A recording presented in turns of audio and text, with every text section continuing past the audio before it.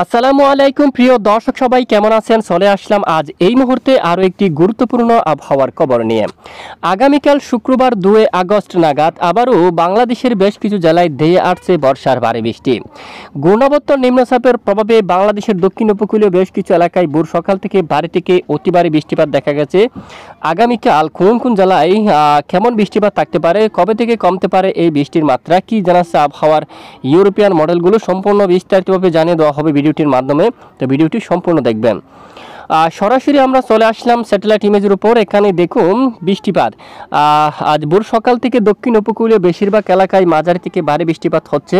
এখনও ভারী মেঘ দেখুন কোন কোন জেলায়। চট্টগ্রাম বিভাগের দিকে দেখুন, ফটিকছড়ি উপজেলায় ভারী মেঘ, কাকড়াছড়ির দিকে, সেনবাগ, সন্দ্বীপ, হাতিয়া এবং মতিরহাট, ফরিদগঞ্জ, কুমিল্লা আকাশ প্রচণ্ড মেঘাচ্ছন্ন।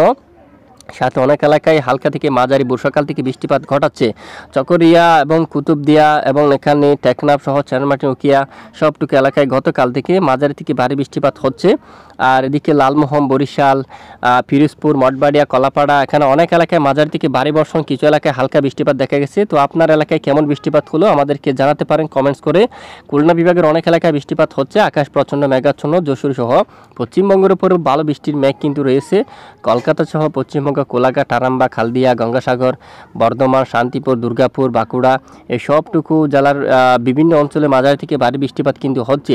উত্তরে নাগারপুর, ঢাকা, কাপাসিয়া সহ বেশ কিছু এলাকায় আকাশ প্রচণ্ড মেঘাচ্ছন্ন, সাথে বৃষ্টিপাত ঘটাচ্ছে অনেক অঞ্চলে। তো এই বৃষ্টি কবে থেকে কমতে পারে বা আগামীকাল কেমন থাকতে পারে? আমরা সরাসরি বৃষ্টিবাহী মোড়ে দেখতে পাচ্ছি একটি ঘূর্ণাবর্ত কিন্তু রয়েছে, নিম্নচাপ ঘূর্ণাবর্ত, যার ফলে বেশ কিছু এলাকায় বৃষ্টিপাত কিন্তু হচ্ছে। গতকালও মাঝারি থেকে ভারী বর্ষণ দেখা গেছে, আজও কিন্তু বৃষ্টিপাত হচ্ছে। তো রাতে অনেক এলাকায় বৃষ্টিপাত থাকতে পারে, ঢাকা থেকে শুরু করে খুলনা, বরিশাল বিভাগের বেশ কিছু অঞ্চল জুড়ে। এবং পশ্চিমবঙ্গের এদিকে বৃষ্টিপাত থাকতে পারে মেহেরপুর, কাতুয়া, শান্তিপুর, দুর্গাপুর সহ এখানে দেখুন পাবনা, এখানে পান্ডুয়া, চাকদা এই এলাকার দিকে এবং কাতুয়া এখানে মাঝারি থেকে ভারী বৃষ্টিপাত। আর এদিকে দেখুন দামোহদা এই যে এখানে অঞ্চলে এবং এদিকে দামোহদার পার্শ্ববর্তী অঞ্চলে এখানে দেখা যাচ্ছে দারসানা এই অঞ্চলে এবং এখানে মেহেরপুর এদিকে বৃষ্টিপাত থাকতে পারে।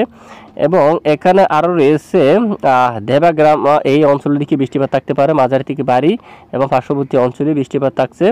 তারপর বেলডাঙ্গার দিকে কারিমপুরের উপরেও এসবটুকু এলাকায় বজ্রসহ মাঝারি থেকে ভারী বৃষ্টিপাত থাকার সম্ভাবনা। পাশাপাশি ফরিদপুর, ঢাকা, কাপাসিয়া রাতে বৃষ্টিপাত এখানে বৃষ্টিপাত হওয়ার সম্ভাবনা। এবং আগামীকাল শুক্রবার রাতে অথবা দিনের মধ্যে 24 ঘন্টার মধ্যে এখানে বগুড়া, সিংড়া, মহাদেবপুর থেকে শুরু করে সিরাজগঞ্জ অঞ্চল, সরিষাবাড়ি, জলকাত্র এবং এদিকে কালীহাটির অঞ্চলে।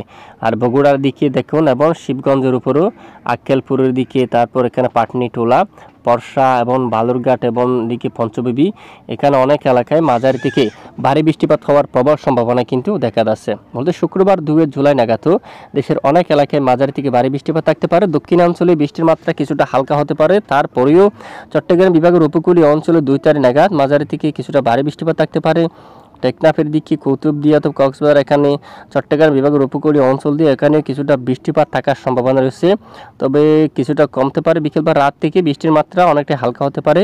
আগামী শনিবার 3 তারিখ থেকে বৃষ্টির মাত্রা অনেকটাই কমে যেতে পারে। তারপরেও দেশের কিছু কিছু অঞ্চলে বর্ষার ভারী বর্ষণ অথবা ভারী বৃষ্টিপাত থাকার সম্ভাবনা, সাথে বিক্ষিপ্ত বৃষ্টিপাত থাকার সম্ভাবনা রয়েছে এখানে বেশ কিছু অঞ্চল জুড়ে। দেখুন এখানে বজ্রসহ মাঝারি থেকে ভারী বৃষ্টিপাত থাকার সম্ভাবনা রয়েছে। তো এ হচ্ছে আজকের আবহাওয়ার রিপোর্ট। তবে দক্ষিণ উপকূলীয় অঞ্চলে কিছুটা দমকা ঝড়ো বাতাসও থাকার সম্ভাবনা রয়েছে। বায়ুমোট থেকে দেখা যাচ্ছে বর্তমানে দেশের উপর কিছুটা দমকা বাতাস কিন্তু চালু রয়েছে। এবং শুক্রবার 2 তারিখ নাগাদ উপকূলীয় অঞ্চলে ঘন্টায় 40 কিলোমিটার বেগে দমকা বাতাস থাকার সম্ভাবনা। সমুদ্র এখনও উত্তাল রয়েছে, এখনো পর্যন্ত স্বাভাবিক আকারে আসেনি। তো আমরা নজর রাখছি, কোনো ধরনের পরিবর্তন হলে আমরা জানাবো, সঙ্গে থাকবেন। তো এ হচ্ছে আজকের আবহাওয়ার রিপোর্ট। এতক্ষণ সঙ্গে থাকার জন্য ধন্যবাদ।